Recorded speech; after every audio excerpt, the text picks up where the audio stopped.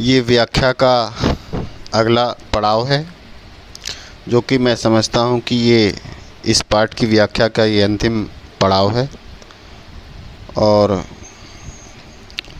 इस वीडियो में मियां नसरुद्दीन की जो लेसन की जो व्याख्या है वो ख़त्म हो जाएगी। इसके पहले मैंने पहले की वीडियो में जो बताया था, व्याख्या यहाँ तक हुई थी कि वो अपने ख़ानदानी रुबाब को झाड़ते हैं मियां नसीरुद्दीन, और उनके दादा जान, उनके पूर्वज बादशाह सलामत के मेन खानसामे थे। इसका जो है वो उदाहरण भी देते हैं, लेकिन कोई प्रमाण नहीं दे पाते हैं। तो यहाँ तक कि बादशाह का नाम भी नहीं बता पाते कि किस बादशाह के यहाँ खानसामे थे। तो कुल मिला के एक हंसी में आई गई बात हो गई। और आगे की बात आज से शुरू करते हैं यहाँ पे इस वीडियो से। इस बीच मियाँ ने किसी और को पुकार लिया, मियाँ रहमत इस वक्त किधर को? अरे वह लौंडिया ना आई रुमाली लेने, शाम को मंगवा लीजो। मियाँ एक बात और आपको बताने की जहमत उठानी पड़ेगी। मियाँ ने एक और बीड़ी सुलगा ली थी, सो कुछ फुर्ती पा गए थे। पूछिए। अरे बात ही तो पूछिएगा, जान तो न ले लेवेंगे। उसमें भी अब क्या देर, 70 के हो चुके। फिर जैसे अपने से ही कहते हो,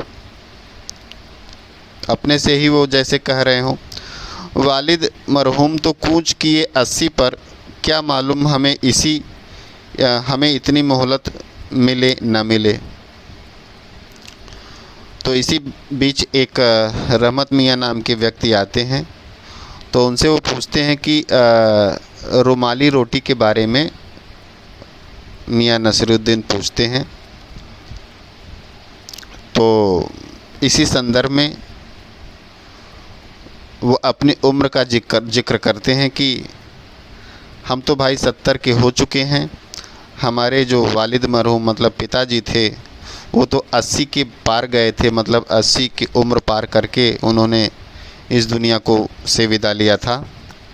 तो वो प्रश्न चिन्ह लगाते हैं कि जैसी स्थिति परिस्थिति है, मुझे उतना टाइम मिले ना मिले, मतलब 80 साल की उम्र में पूरी कर पाऊँ या ना कर पाऊँ। आगे कहते हैं कि इस मजमून पर हमसे कुछ कहते न बन आया तो कहा, अभी यही जानना था कि आपके बुज़ुर्गों ने शाही बावर्ची खाने में तो काम किया ही होगा।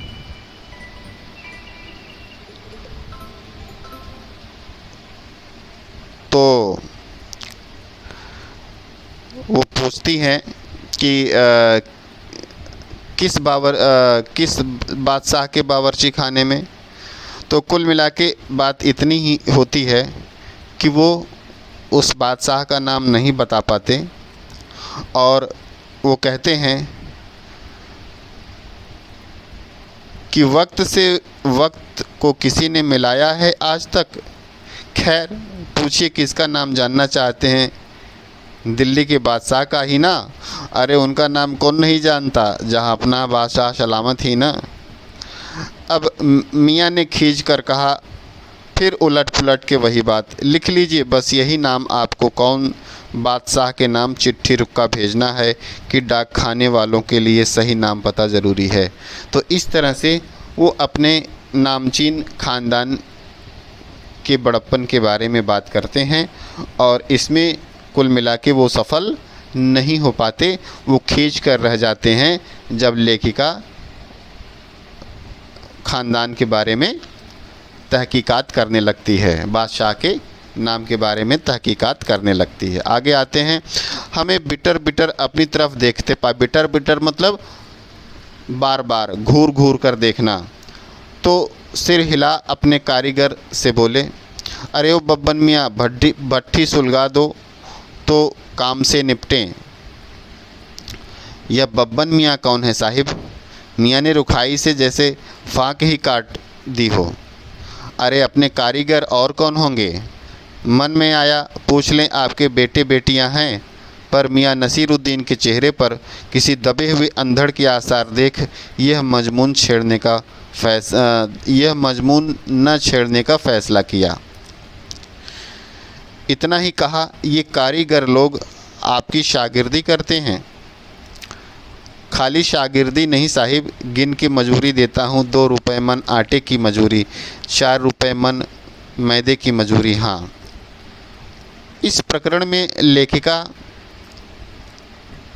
जब आगे बढ़ती है तो वो मियाँ नसीरुद्दीन इस बादशाह के प्रकरण से हटना चाहते हैं और इसीलिए कहते हैं कि बब्बन मियाँ, जो कि इनके शागिर्द भी थे और रेस्टोरेंट में नौकरी भी करते थे, उनसे भट्ठी सुलगाने की बात वो करते हैं। तो लेखिका पूछती ये बब्बन मियाँ कौन है, क्योंकि उसके मन में संदेह है कि शायद इनकी कोई औलाद हो, जैसे ये अपने पिता के शागिर्दी में यहाँ पे काम करते थे, वैसे इनकी कोई औलाद हो ये बब्बन मियाँ।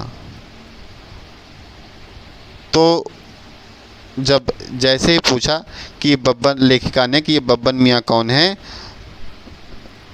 मियाँ नसीरुद्दीन ने बात को बीच में ही काट दिया और कहा कि ये मेरे कारीगर हैं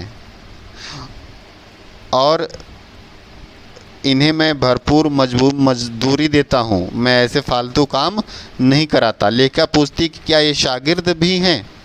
बोले हाँ, सीखते भी हैं, लेकिन मैं इन्हें पूरी मजदूरी देता हूँ। अब लेखिका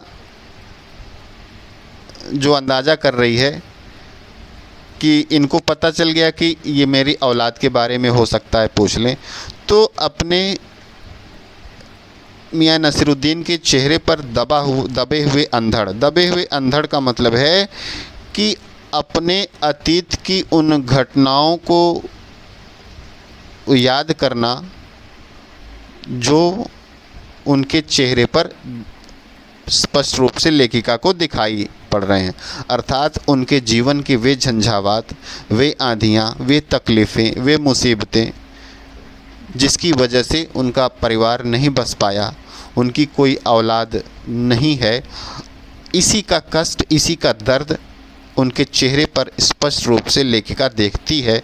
इसी को उन्होंने कहा है दबा हुआ अंधड़। तो इसलिए लेखिका ने इस पूरे मजमून का मतलब इस पूरे प्रकरण को, इस पूरे परिवार के लोगों के बारे में ये जानने का उन्होंने यह जो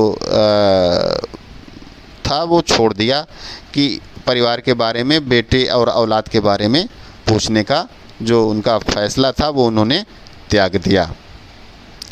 अब आगे वो कहते हैं कि लेखिका पूछती है कि ज़्यादातर भट्टी पर कौन सी रोटियां पका करती हैं? मियाँ को अब तक इस मजमून में कोई दिलचस्पी बाकी न रही, फिर भी हमसे छुटकारा पाने को बोले। अब स्थिति यहाँ तक आ गई है कि अब मियाँ नसीरुद्दीन लेखिका से पिंड छुड़ाना चाहते हैं, इसलिए अब इस बातचीत में उनकी कोई दिलचस्पी मतलब कोई रुचि नहीं रह गई।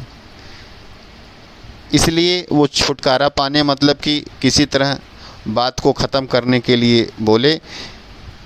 जब वो लेखिका पूछती है रोटियों के बारे में तो कौन कौन से नाम लेते हैं रोटियों के?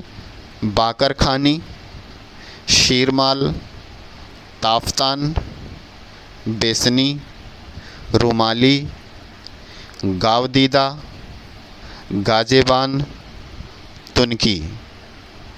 इन रोटियों के नाम मियाँ नसीरुद्दीन लेते हैं और फिर उसके बारे में आगे कहते हैं, फिर तेवर चढ़ा हमें घूर कर कहा, तुनकी पापड़ से ज़्यादा महीन होती है। महीन? हाँ, किसी दिन खिलाएंगे आपको। तुनकी रोटी के बारे में वो कहते हैं कि वो पापड़ से भी ज़्यादा पतली महीन होती है और वो कहते हैं कि किसी दिन हम आपको तुनकी रोटी बनाकर खिलाएंगे। अब लगभग यहाँ पे यह इंटरव्यू लगभग ख़त्म होने को आया, लेकिन जब रोटियों की बात आई तो मियां नसीरुद्दीन के चेहरे पर एक कष्ट, एक दर्द, एक पीड़ा लेखिका को स्पष्ट रूप से नज़र आई। देखिए अंतिम जो पैरा है उसमें क्या कहा गया है। एकाएक मियाँ की आंखों के आगे कुछ कौंध गया, एक लंबी सांस भरी और फिर किसी गुमशुदा याद को ताज़ा करने को कहा। उतर गए वो ज़माने और गए वो कद्रदान जो पकाने खाने की कद्र करना जानते थे। मियाँ अब क्या रखा है, निकाली तंदूर से निगली और हजम। इस प्रकरण में, इस पैराग्राफ में अंत में मियाँ नसीरुद्दीन के चेहरे पर एक दर्द, एक पीड़ा नज़र आती है। वो लंबी सांसें भरते हैं और कहते हैं कि हम जैसे कारीगरों की, हम जैसे लोगों के गुण की आज समाज में कोई कद्र नहीं रह गई है। आज न कोई इस तरह के कद्रदान के हाथ की बनी हुई रोटियां खाना चाहता है और न ही उन गुणों के हिसाब से उसको कोई सम्मान या उसका जो भी हक बनता हो उसको कोई पे नहीं करना चाहता, उसको कोई देना नहीं चाहता है। अब लोग तंदूर में रोटी पका लेते हैं और हजम कर लेते हैं। कुल मिला के अब लोगों की जीभ में अब वो स्वाद नहीं रहा। अब लोग केवल पेट भरने के लिए खाना खाते हैं। अब उस स्वाद के कद्रदानों का, उन गुणों के कद्रदानों का अब कोई अस्तित्व नहीं रहा।